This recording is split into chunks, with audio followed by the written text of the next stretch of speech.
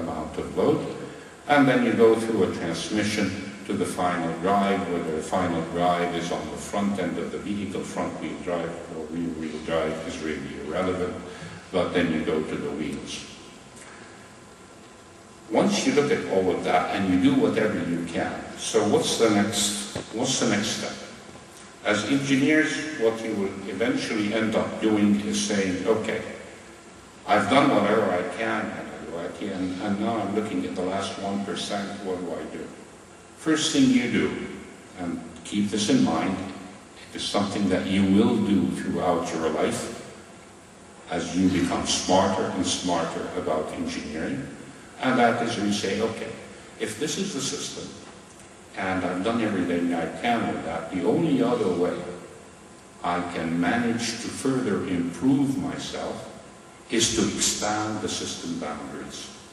The system becomes a larger system. So what we do is expand the system boundaries. Without, when you come to think of a design space. Design space is small.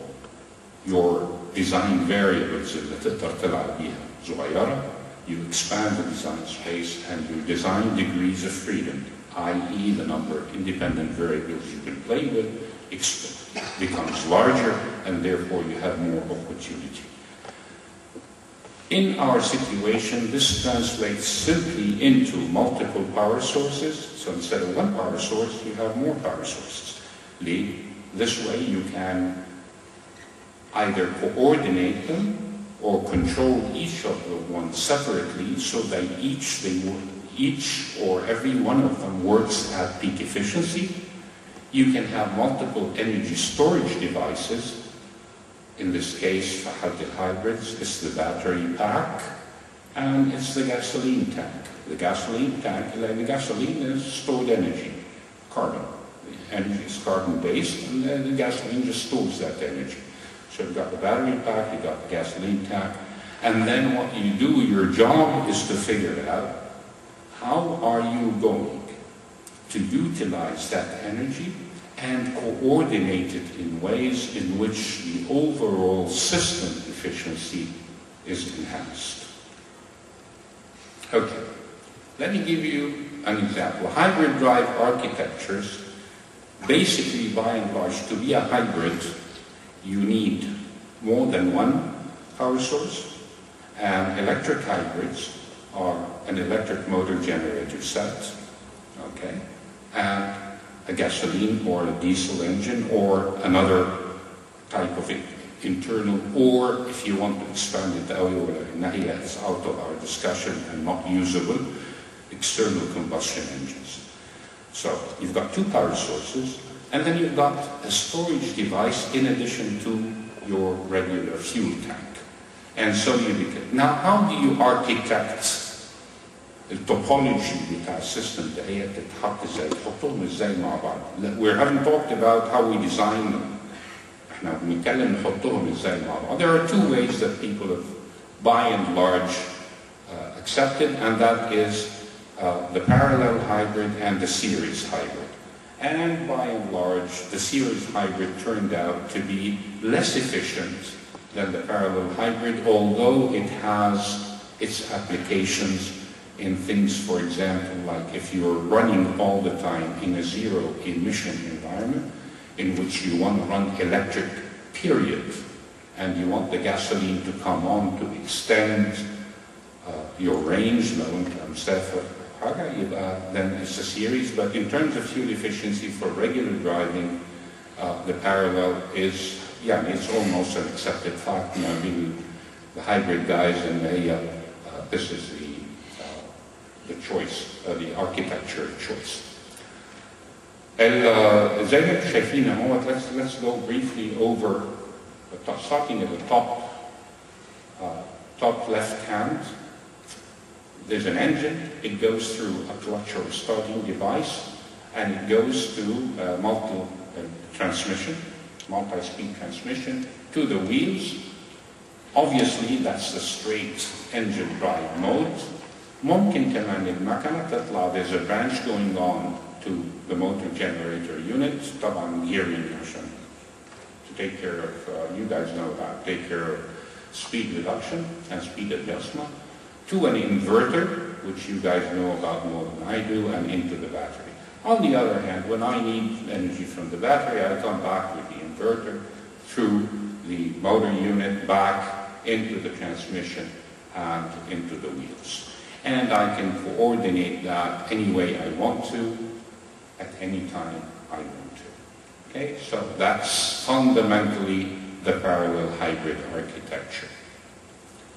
If we see how that was implemented, I'm giving two examples, one on the top right-hand side and one just below it. One is for the Honda Insight, which is on the market today, and one is for the Toyota Prius, which is considered to be the benchmark حاليا for hybrids.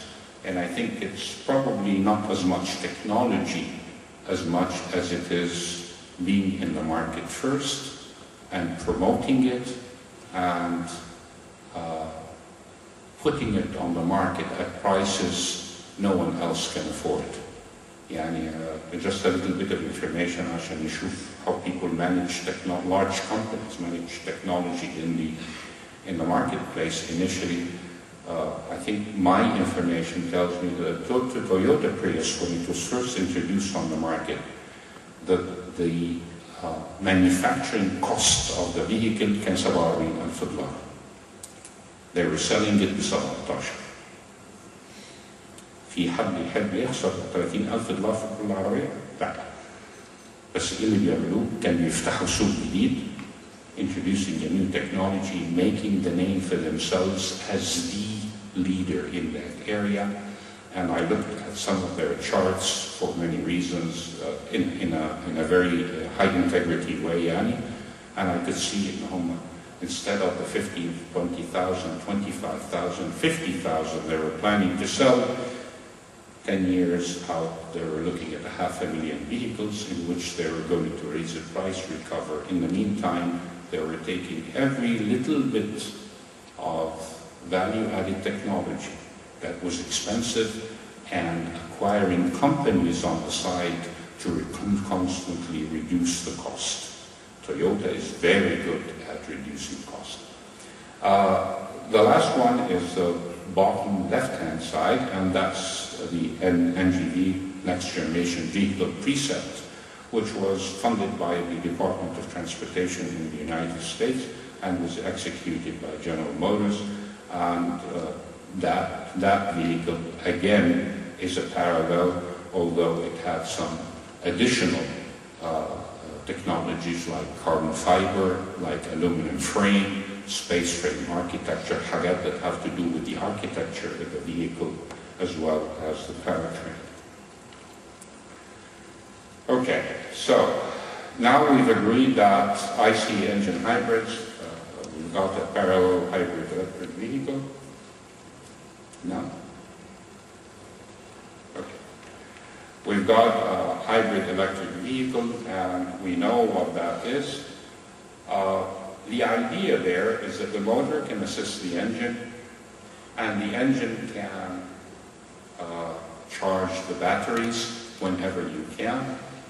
When you need motor assist, you can, and if you coordinate this right, you can work either machine at peak possible efficiency and get the best economy or energy utilization out of those.